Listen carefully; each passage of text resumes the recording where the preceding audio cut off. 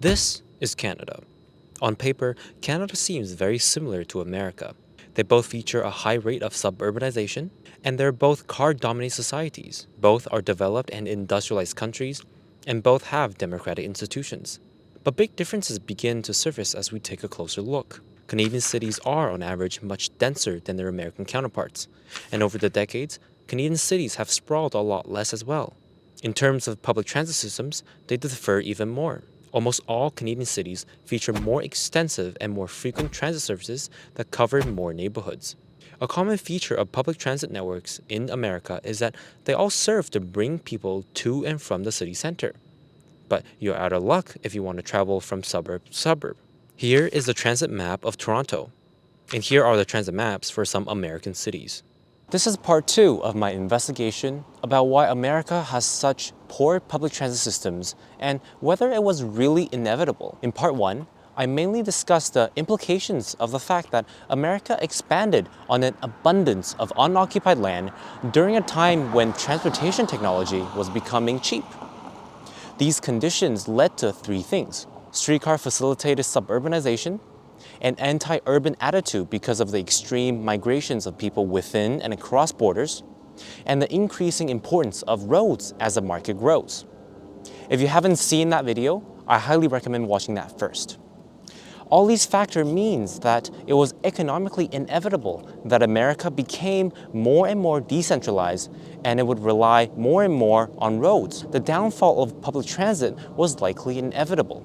As early as the 1950s, America already had over 2 million worked in sales and services of cars, 600,000 worked in car manufacturing, 300,000 worked in oil companies, and 500,000 worked on building highways. And this is not counting the millions more that drove their own trucks or worked for trucking companies. In total, it was estimated that 1 in 7 Americans work in auto-related industries. The point here is that there's no doubt that highways and cars are directly and indirectly linked to the livelihoods of millions of Americans. But, as we can see, Canada shares many cultural similarities with America, and it also benefited from cheap transportation technology. So why is Canada different, and can American cities replicate the success of public transit in Canadian cities? In this video, I will first talk about the importance of institutions in the making of public transit. Then I will talk about how the institutional differences between the two countries led to 2 very different types of cities. And lastly, I will look into their history to try to find out some clues as to why Canada and America differed in the first place. As always, you can find chapters marked and all my sources in the description below. The key to understanding why American and Canadian cities differ is in institutions. Maybe some of you have heard of the term transit-oriented development. It is where zoning and urban planning authorities work together with transit authorities to facilitate the development of high-density zones around transit hubs. This requires not only agencies of different functions and duties to work together, but also agencies across jurisdiction to collaborate. We can see the need of cross-jurisdiction collaboration in 2 ways. First is, of course, because of finances. It's no surprise that large mass transit projects only make sense in large cities. A key characteristic of large cities is that they have more than one point at which people congregate, which means that they are polycentric. A city could have a central financial district, a few shopping centers, a few commercial and industrial districts, and a few office blocks. For mass transit planning, this means that transit lines increase exponentially as the points of congregation increases and as a city becomes larger. In addition to that, because larger cities have more people to move and higher land prices, subway lines are typically selected, but this means a cost that is magnitudes more than simply buying a few buses. Overall, this means that the average cost of public transit in larger cities are much higher. A study on public transit systems across France found that the larger the city, the more subsidies per capita required for a successful network. This tells us that a strong transit network for a large city must rely on the financial strength of the entire metropolitan area, and perhaps even the entire state. But what is sure is that it especially cannot do without the contributions of the surrounding suburbs. And this is fair because suburban homeowners may enjoy an increase in property prices because of nearby transit hubs, and car owners enjoy less congestion. Looking at some of the most successful transit networks around the world, for example Vancouver or Hong Kong, taxes on gasoline and from nearby properties typically make up a significant part of the transit funds. The second reason cross-jurisdiction planning is required is because the success of transit projects is measured by ridership, which means that transit line must be planned in tandem with places of employment or points of interest or high-rise apartments, meaning that zoning laws must be adjusted as transit hubs are built. This is especially important for cities that want to become more transit-friendly. The difference between with and without coordinated planning here could be a metro station that is immediately surrounded by a car park, or a metro station surrounded by a high-density, walkable community. In other words, what is required here is metropolitan government, or at least a general transportation agency that fulfills four important criteria. First, it must have jurisdiction over the larger metropolitan area.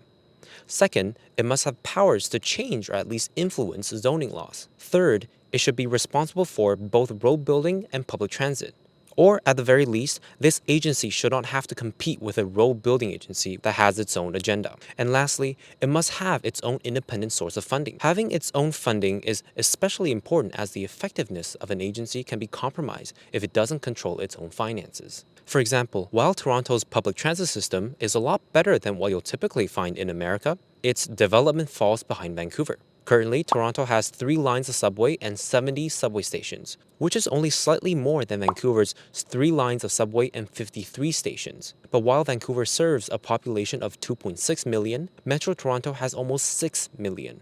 The last time Vancouver got a new subway line was 2009, but for Toronto it was 2002, and it was only a line of 5 stations. An important reason for this is that Toronto's regional transportation body, Metrolinx, has yet been granted a dedicated funding source since its creation in 2006, while Vancouver's TransLink has since the very beginning been legislated to levy a fuel tax in the Vancouver area.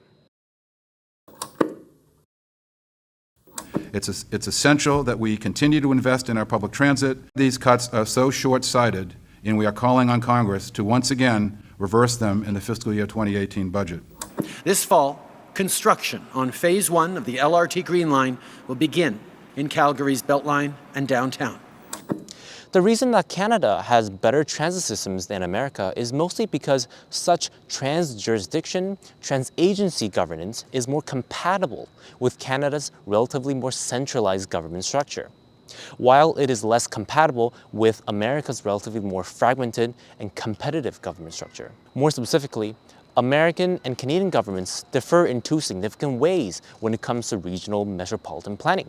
The first difference is that the provincial government in Canada is much stronger and capable than the state government in America.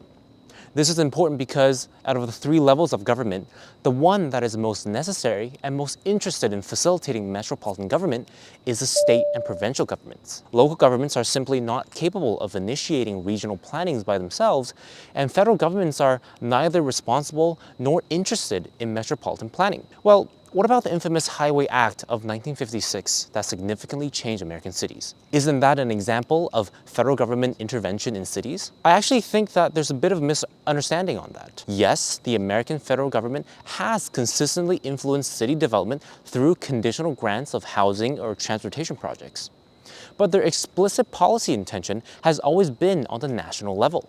If we look back at the federally funded highway projects that we talked about in the previous video, the first Federal Highway Act in 1916 was aimed to connect nationwide farmers to postal services and markets. The highways built during the New Deal in the 30s were primarily designed to alleviate unemployment throughout the country. And for the infamous Highway Act of 1956, the story is the same. The federal government at the time funded the highways because they were concerned about America's potential conflict with the Soviet Union. During the Second World War, one of the toughest military targets were cities, especially cities that had industrialized and had built some concrete structures. The Battle of Stalingrad tells us that even a few dozen men hiding in reinforced concrete structures can hold off an army for days and weeks. But when the atomic bomb came around, people realized that entire cities can be wiped out in an instant. In terms of national defense, this means that the more baskets you have and the more spread out they are, the safer your eggs can be. In 1951, The Bulletin of the Atomic Scientists devoted an entire issue to a theme called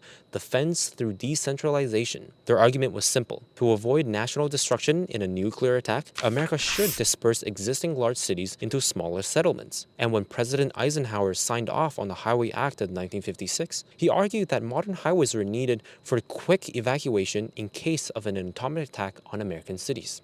As you can see, the focus of federal highway programs has never been on cities itself. In fact, throughout many of these legislations, cities were rarely even mentioned, and the focus of these projects have always been to build roads outside of the cities. Of course, we can say that maybe they should have considered the impact on cities, but it is probably because individual cities were not within the jurisdiction and duties of the federal government. And this indifference to cities is also found on the Canadian side. In fact, when compared to America, the Canadian federal government has done even less in terms of grants on transportation and housing programs in the cities. But state and provincial governments, on the other hand, are the level of government that directly benefits from a successful metropolitan region. Generally, metropolitan regions are the result of successful industrial agglomeration, which means the creation of high-value commercial activity. It may also mean increases in population as people from other states move in, both of which means an increase in tax base. State and provincial governments are also the best actor to initiate metropolitan or regional planning. In both countries, local governments do not have constitutional status.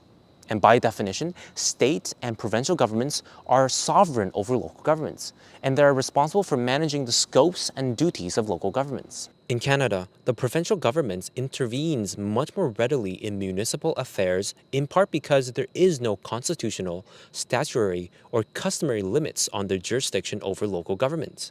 The story, however, is a bit more complicated in America. State sovereignty over local governments has been wildly and often severely limited by state constitutions and legislations. The idea of home rule is widespread across America, and it grants relatively broad powers to local governments to manage a wide variety of matters without state intervention. District leaders are warning House Republicans not to challenge D.C. home rule during the fiscal year 2014 appropriations process. Now, something you will unlikely see in America is the creation of Metropolitan Toronto by the Ontario government in 1954. Metro Toronto was a regional government imposed on the city of Toronto and 12 surrounding townships without a referendum. In 1998, the province chose to completely merge the area into a single-tiered government called City of Toronto, despite the fact that the affected municipalities had voted overwhelmingly against it. And it is on this basis that Toronto can have a unified transit agency and provide sustainable but extensive services. Same thing with Metro Vancouver Regional District. It is a provincially legislated federation of 21 municipalities, and it works in tandem with Vancouver's regional transportation agency, TransLink, which has its own funding source and is responsible for both public transit and highways. We can see this type of provincial authority in zoning laws as well. The British Columbia government in March of 2024 mandated that all 188 municipalities in the province must change their zoning laws to allow for greater density housing and help to alleviate the province's housing crisis. We're dealing with a housing crisis, and far too many people are struggling to find available housing in our communities. BC's housing minister demanding the community change its bylaws to allow multi-unit housing within a month, or the government will do it for them. In short, Canadian provincial legal and regulatory intervention in the urban sphere is much stronger than that of American states. And the division of power within the Canadian federal system is also much more heavily oriented to the provinces than the US system is oriented to the states. The consequence of weak state governments is that American local government is a lot less coordinated than their Canadian counterparts. Every time the fragmented suburban governments want to provide a new type of service, be it water or power or something new, independent and sometimes overlapping special purpose bodies are created, and this further dilutes the density of governments. In 2010, Metro Boston had 4.5 million inhabitants, and they were governed by 290 local governments. Toronto, on the other hand, had a population of 5.5 million, but only 24 local governments. On average, researchers have found that the number of local governments for any given population or area in America is more than twice of what you'll see in Canada. The consequence of this fragmentation of local government and the lack of state-initiated coordination is that metropolitan government and large transit projects are just not possible in America. The revenue of local governments come from property taxes, and when local governments are operating separately, this means that local governments compete for wealthy taxpayers by offering fewer services and imposing less regulations because this means that taxpayers can pay less. The fragmentation of local governments impedes metropolitan planning in two ways. First, suburbs that collect less taxes attract high-value residential, commercial, and industrial growth away from built-out city centers. This leaves the city centers with less desirable land uses and generates pockets of centralized disadvantage. This is precisely why public transit programs in America are often thought of as welfare services because the only people left in city centers are those less privileged. Secondly, because those who live in suburbs often work in city centers and use the facilities in city centers, this creates a huge free rider problem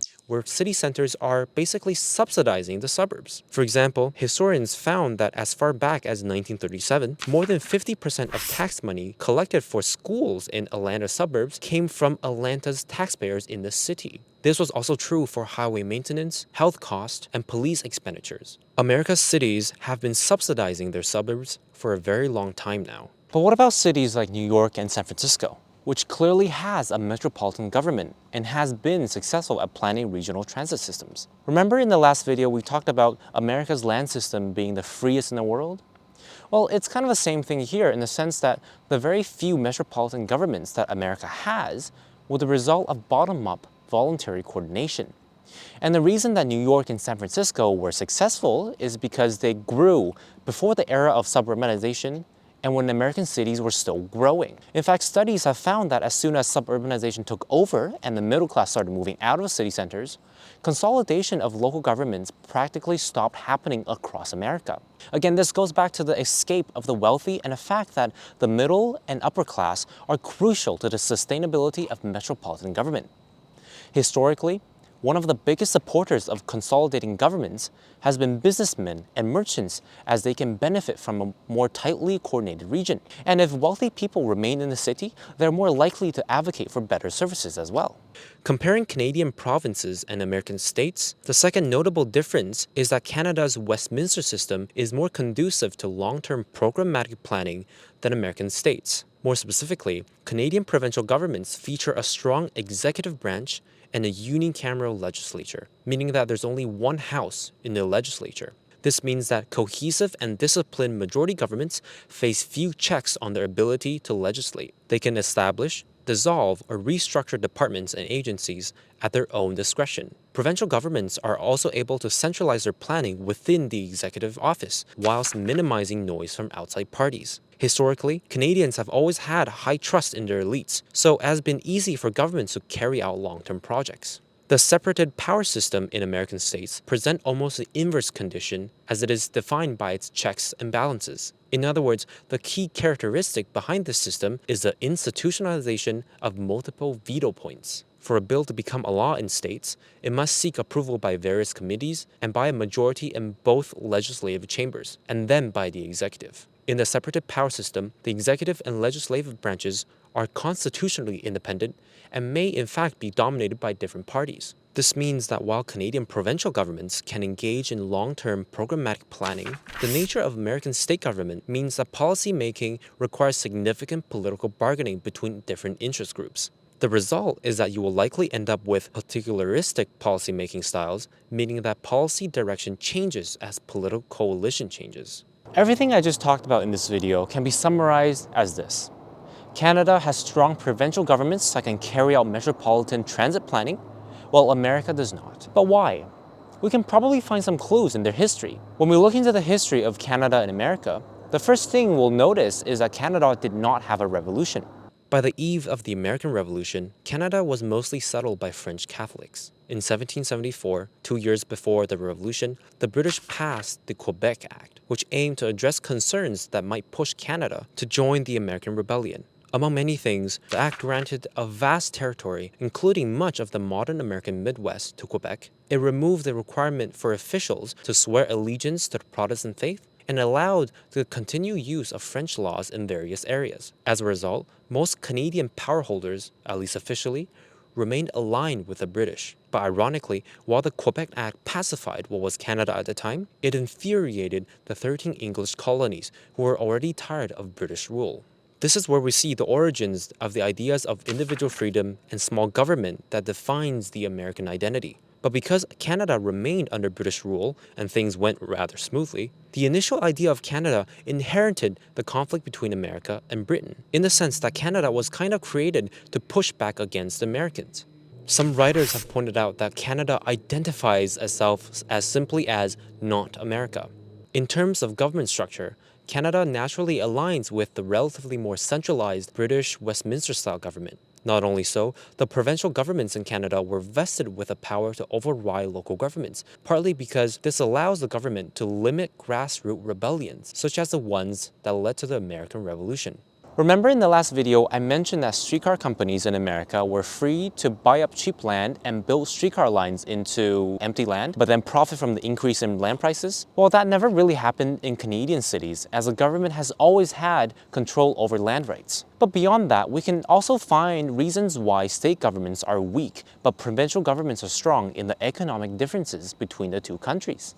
Most of Canada's land were either uninhabited or only settled by small communities. The majority of its population was, and still is, concentrated in a few cities across the entire width of the country. This means that trade between provinces face high transportation costs, and it is more cost-effective for most provinces to organize trade within itself. America, on the other hand, has a population that is about 10 times that of Canada without having a bigger land area. This means that settlements are more dispersed and populated across state lines. And, by the virtue of a bigger population, America is much more likely to develop sophisticated industries that relies on interstate commercial activity. Boeing, for example, employs 130,000 Americans across 9 states and works with suppliers from countless others. This all means that America requires a strong federal government to facilitate production, employment, and sales across the country.